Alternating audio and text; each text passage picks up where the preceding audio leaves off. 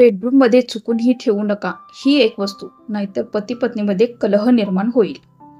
आपल्या जीवनात आपल्या आसपासची किंवा घरातील प्रत्येक वस्तू आपल्यावर एक प्रभाव टाकत असते. काही सकारात्मक प्रभाव टाकतात तर काही नकारात्मक.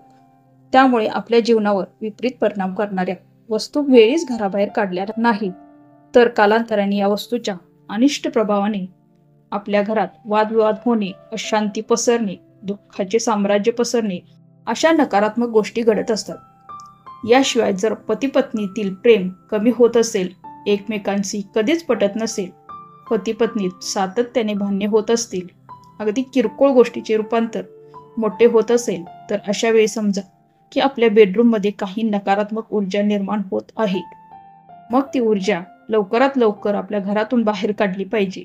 याशिवाय वास्तुशास्त्रात सांगितल्याप्रमाणे काही वस्तू जर आपल्या दाम्पत्य जीवनावर किंवा वैवाहिक जीवनावर विपरीत परिणाम घडवत आहेत तर अशा वस्तू तात्काळ हटवणं हे आपल्यासाठी आवश्यक ठरतं. यामध्ये प्रामुख्याने अनेक लोक आपल्या बेडरूम मध्ये शोभेच्या वस्तू म्हणून काटेरी झुडूप आपल्या बेडरूम मध्ये ठेवतात. त्यामुळे त्याचा थेट प्रभाव पती पत्नीच्या सुखी जीवनावर होतो. कारण कोणत्याही स्वरूपात काटेरी झाडे ही आपल्या घरात, आपल्या घराच्या परिसरात आणि विशेष करून बेडरूम मध्ये चुकूनही ठेवू नये. याला गुलाब मात्र अपवाद आहे.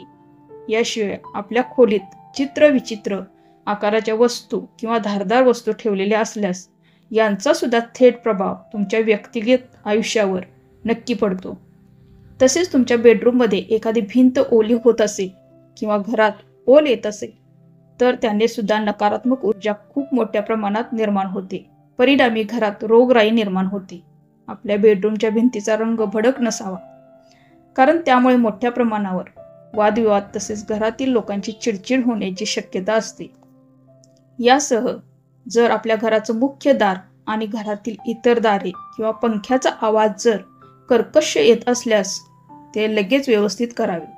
घरामध्ये भांड्यांचे धक्का लागून आवाज होत असतील आणि वारंवार भांडी पडत असतील, भांडी कंप पावत असतील तर असे कंपनाचे आवाजही कमी करा.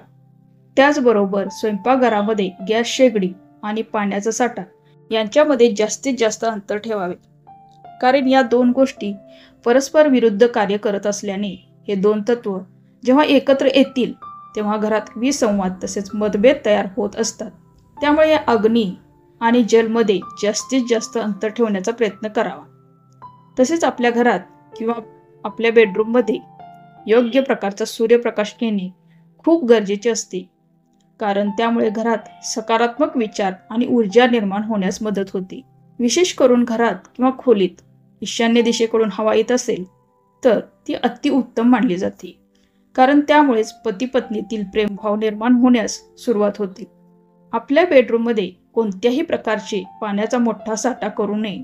याशिवाय वास्तुशास्त्रानुसार आपली बेडरूममध्ये फिश टँक ठेवणे हा अत्यंत हानिकारक आणि अशुभ मानले जाते. कारण त्यामुळे पती पत्नीमध्ये वाद इतका विकोपाला जातो की शेवटी घटस्फोटापर्यंत ची परिस्थिती निर्माण होऊ शकते. पती पत्नींनी आपल्या बेडरूममध्ये केवळ दोघांचा जोडीने प्रसन्न आणि हास्य मुद्रा असलेला एक फोटो लावावा. मात्र ही फोटो फ्रेम त्रिकोणी आकाराची कधीच करू नये. याशिवाय रात्री झोपताना पती पत्नीने दोघांनीही दक्षिणेकडे आपले डोके करून झोपावे. यामुळे घरात वाद निर्माण होत नाहीत. याशिवाय वास्तुशास्त्रानुसार प्रेम पक्षाचा फोटो जर बेडरूम मध्ये असेल तर पती पत्नी परस्पराकडे आकर्षित होण्यास मदत होईल. असेच माहितीपूर्ण व्हिडिओ पाहण्यासाठी चॅनलला सबस्क्राईब करा. धन्यवाद. श्री स्वामी समर्थ.